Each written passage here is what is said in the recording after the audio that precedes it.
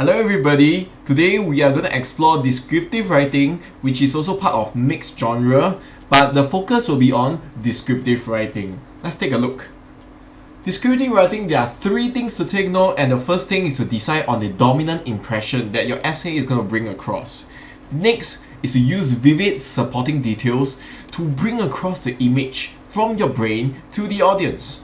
And next is to organize the details. If you look at how organized the pantry is, it will give you an idea of how you wish to organize your same essay in the same manner so that people will have a very coherent feel to your essay.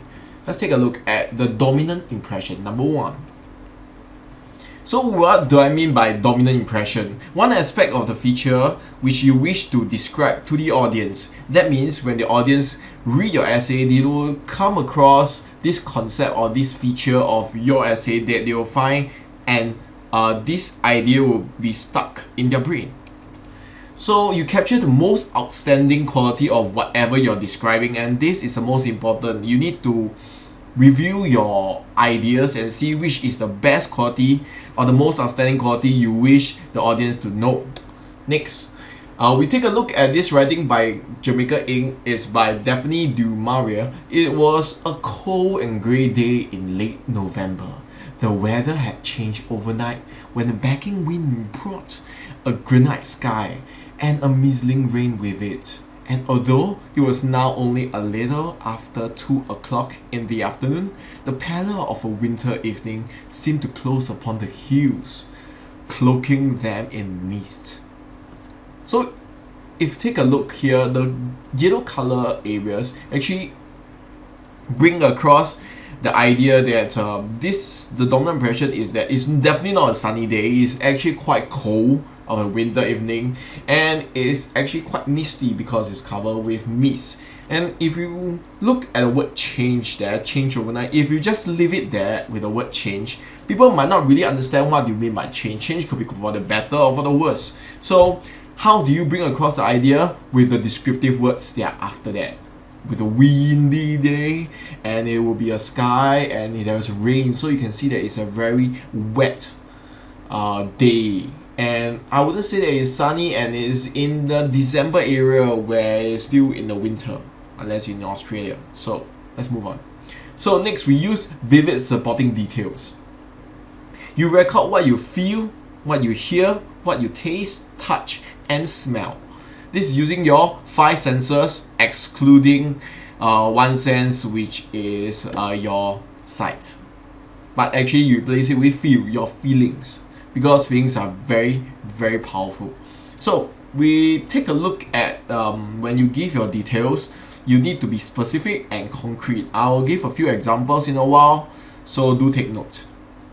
Comparison by the way of simile and metaphors, they are a powerful way to describe your essay, and you should totally use them. You'll add luster to your descriptions.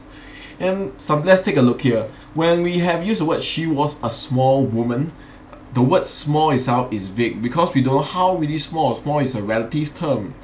So when we do description, we wish to be concrete, and we take a mere 1.4 meters, that's very specific, and a measly 35 kilograms. She had a height and weight of a primary 4 schoolgirl, even though she was really 40. The age does show across the idea that she's already gone past puberty age, and she only stood at 1.4 meters. She's not going to grow taller. Maybe she can grow heavier, but at this moment, no, she's 35 kilograms, which is very, very light. Let's take a look next. The cinema hall was relatively empty. The word relatively empty, relative to what? I have no idea. So we take a look at something concrete. A capacity of about 180 has only 8 seats filled. So if you look at percentage, it's less than even 10%. So it's not too surprising. It was an afternoon screening, so we know what time is it. It's the afternoon, and people were either at work or in school. There are not much people there due to this reason. And who is in the 8? So we have an audience range from middle-aged men and women. They most probably are not working, and a primary school boy, which is most probably after their school, and periodically laugh out loud at all the brilliant antics of the robot. So we actually know what he is doing. He's laughing and loudly, possibly giving the idea that he is nuisance.